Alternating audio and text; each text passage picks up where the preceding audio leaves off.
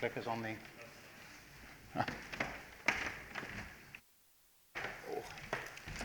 Still haven't managed to lose enough weight to fit on this stage properly, I'm afraid.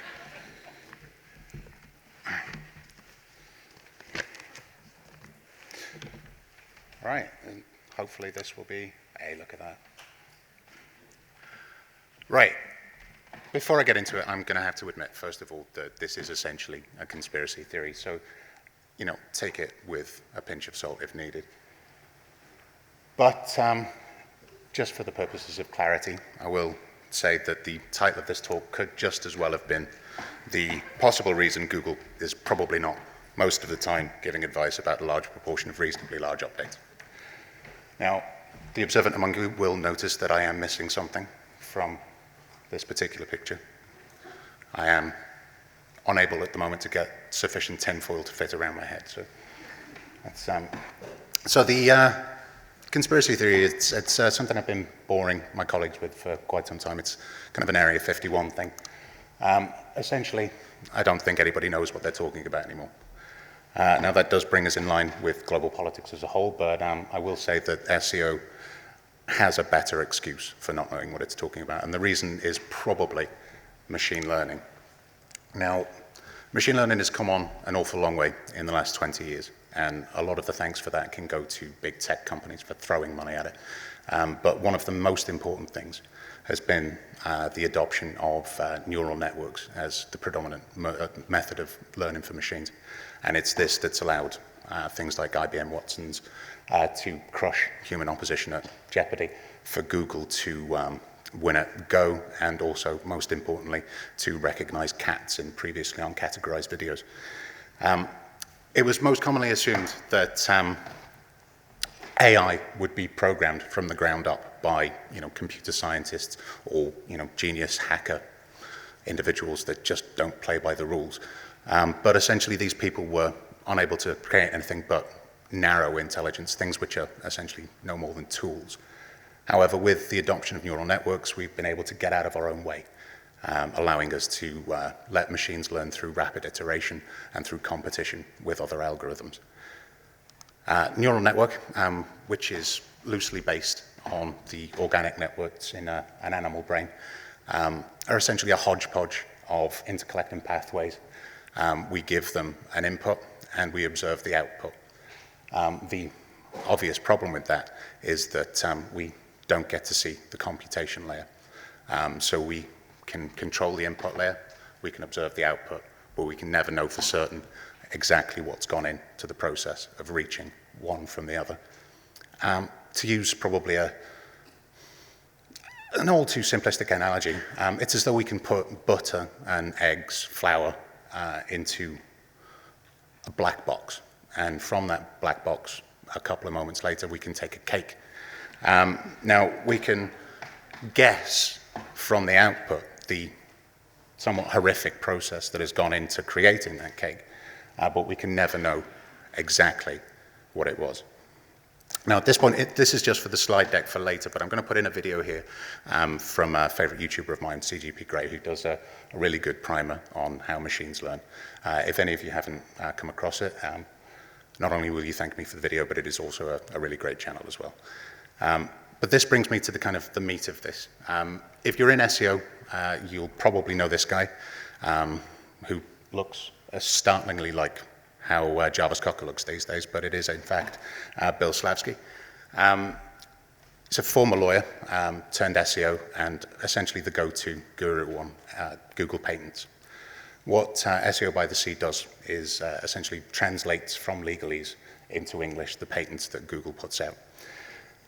Now, one of the most recent on his site was this one, which is about essentially how we can use user interaction with search to reorganize and essentially evaluate the quality of pages and again, improve search.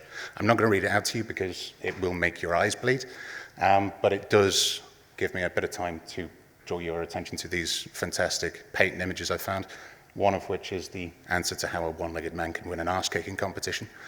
And the second appears to be how you could use a squid to improve your golf swing, I think. But essentially, the patent and all of this kind of legal speak here refers to things like click-throughs and dwell time, which we know because Google tells us, and Google never lies, they don't use. But it does give them the ability to use user interaction with the SERPs to redefine the SERPs in themselves. This, in conjunction with the fact that they've already allowed RankBrain loose, which essentially just looks for unused or previously unsearched for things, allows us to kind of draw inference that they are either they already have or they are at least ready to allow machine learning loose on their search engine results pages. And RankBrain itself, which is the Schrodinger's cat of machine learning, Google both knows and doesn't know, depending on who you ask, how RankBrain works. So we don't really know, but there are threads going back to 2016 in which people say we absolutely do, and we definitely don't know how RankBrain works. So you can take from that what you will. But we can see from the moment that RankBrain was introduced, it's not definitive evidence, but we can see the increase in fluctuation and the actual amount of fluctuation that's been present in search since 2016. Not only are we seeing more spikes and larger spikes, but we've also seen the background level, the base level of fluctuation go up as well. Now, all of this means that either when they do implement machine learning or as it improves, there will become a time when these updates come so thick, so fast, so often, that even Barry Schwartz won't be able to put out an article quick enough to keep up with it. So what does this mean for SEO? Well, the kind of long and short of it is in the title of the talk. We can look back to the kind of halcyon days of being told that we need to be worried about link farms or that we need to improve thin or poor quality content. But what we're actually going to see more of is the go-to answer from Danny Sullivan these days, which is that there is no quick fix. And this has gotten to the stage now where Danny Sullivan just retweets this tweet every time they make an update. So there is not going to be an answer anymore from Google as to what you can do to fix it. And I think it's fair to draw an inference from that, that one of the possible explanations is that while we can observe the output and while we can control the input, we can't know how these results are being reached one from the next. So it renders advice impossible, essentially. And that does mean that we're going to have to stop the chase to kind of name the next update.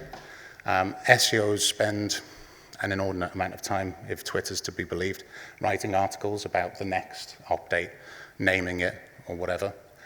But that just makes no sense. It makes no sense to chase the first tweet or the first article out to recognize an update when we can be putting that time in to analyzing what that update has actually done, which is going to be more important because it doesn't matter how many times we ask Google about these updates. They're going to be referred to as core update November, core update February, whatever, and there will be no advice other than to carry on with best practice. So we need to spend the time we'd spend chasing in actually analyzing the data from these changes. And that does mean that SEO is going to get real hard.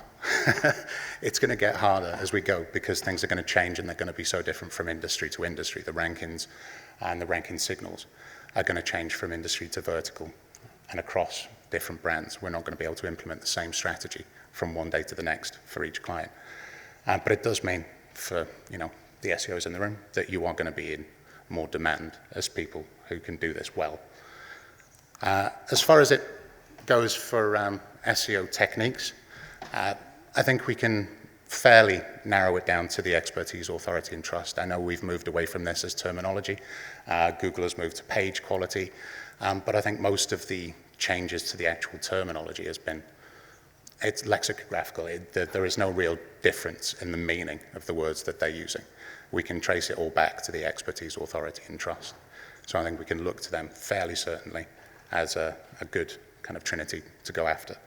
But there are a few things I think that will kind of remain usable across strategies. The first of which is that links will be important, although where you're getting these links from is going to become even more important. Now, as an industry, I think we've become over-reliant on domain authority as as a judge for the usefulness of a link. And I think that's going to need to change because ontology, which you will probably come across if you haven't already more and more regularly in SEO, ontology, which the dictionary definition here, or at least the one that matters, is a set of concepts and categories in a subject area or domain that shows their properties and the relations between them. We need to start thinking about links as the connective tissue between our brand and the general ontological meaning for the industry. So if we take it from that kind of perspective, we're looking at placing ourselves within an overall structure of meaning in our industry. So, for example, we have a car part auction site. We can say fairly well that in the past we have, as an industry, and you will, in private perhaps admit it, maybe not publicly, we have gone after the high domain links. But as the algorithm becomes more and more capable of judging the relevance of these links in terms of structured information, we're going to be looking at a situation where two sites which are equally as good will benefit less from a link, no matter how authoritative that link is, that is predominantly focused on baking, whereas one that is half as authoritative but is laser focused on your specific car parts industry will be far more important in terms of communicating your relationship to the industry as a whole. The second thing is that expertise will always be important, so you should create expert entities. Now, I'm treading carefully because I have Richard in front of me and the whole entities kind of description. Bear with me on this, right? So essentially, an entity is anything that we can offer proof about.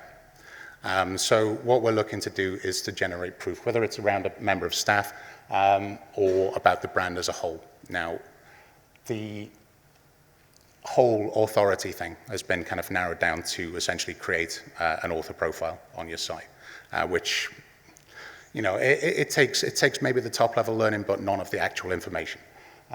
What we're actually looking to do, author profile is fantastic, great. But what we're looking to do is prove to the search engine exactly who that author is. And that's going to mean placing content in external publications, developing a relationship with the industry at large, allowing the profile of these entities to build through external sources. Google can't judge your authority because it says that you have a BA on your author profile, but it can judge it because you have links from sites that are important to members of the industry and industry publications. And that's how you will create your entity. You provide the proof of that entity to the search engine. In this regard, we have to think about information architecture, information retrieval when you're thinking about your SEO strategies. So you're looking at how and what your links, your internal links, your website content is communicating to the search engine about your place in the overall ontological construct that is your industry's information. 3, structured data will be more and more important, and this is the reason we've asked Richard Wallace to come down and speak to you today. We really think that Schema is of vital importance in the near to mid-future, at least until algorithms are smarter than we are. But at the moment, they really aren't. Algorithms may well have reached the level of intellect of your average I'd say reality TV contestant. So we can make a fairly good assessment of content at first glance. We can make a judgment based on our own experiences. We know how articles are set up. We know how a product page looks, and we can make that judgment immediately when we're looking at a page. An algorithm can't do that. It hasn't had 18 years of online shopping and disappointment. So what we need to do is take on board the fact that we should be writing for humans, but we also need to be writing for robots.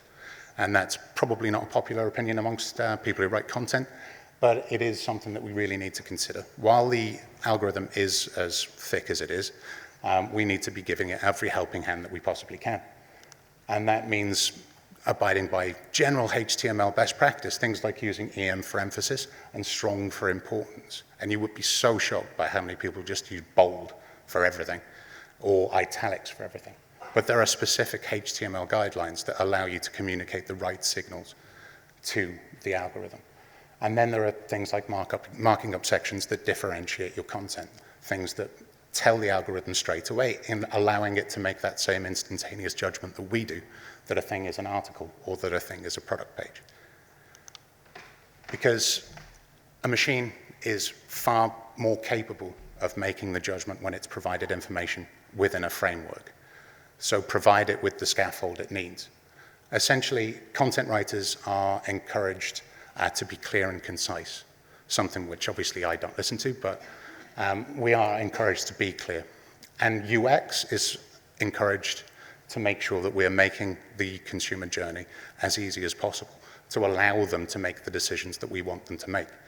And the same is true with machine learning. We have to make it as easy as possible for the machine learning algorithms to draw the inference from the information that we're providing it. And we have to make that as easy as possible. So just to wrap it up, I can't tell whether the call is coming from inside the house or whether it was an inside job. But I can tell you that either now or very nearly in the future, we're going to reach a stage where the algorithm is going to become impenetrable even to the people working on it. But Google is still going to be driving it. So we can use the way they judge the output layer to determine what they're putting into the input layer.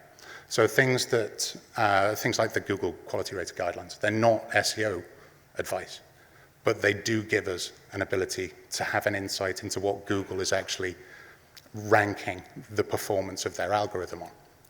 So we can say for certain that they're telling people to look for the authority of the author. We can tell them for certain that they're looking for any specific part of the quality rated guidelines. And although it's not advice in and of itself, it does allow us to draw inference again from what they're telling the algorithm to consider is important at the input stage. So that means that all of the kind of future advice that the SEO industry is going to get is going to have to come from one of us.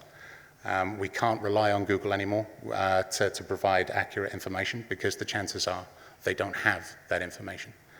So we're going to have to spend more time on analysis, and we're going to have to spend more time doing the grunt work and not relying on Google to give us any information, which unfortunately they don't anyway. But in summary, I think we can say, and if you haven't got the visual pun on that, I'm going to be very disappointed. Summary, no? I'm fucking wasted, I tell you. Right. We can say for certain that there are going to be a few things that are important. We're going to have to concentrate always on links. We're going to have to start considering more often information architecture and structured data. We're going to have to start building our expertise in a provable manner. Because at the end of the day, we're not going to be able to take an award-winning strategy that came from a dental client or the dental health industry and apply that to the car market, because they're going to be using entirely different methods and mechanisms for ranking those two sectors. Anyway, thank you.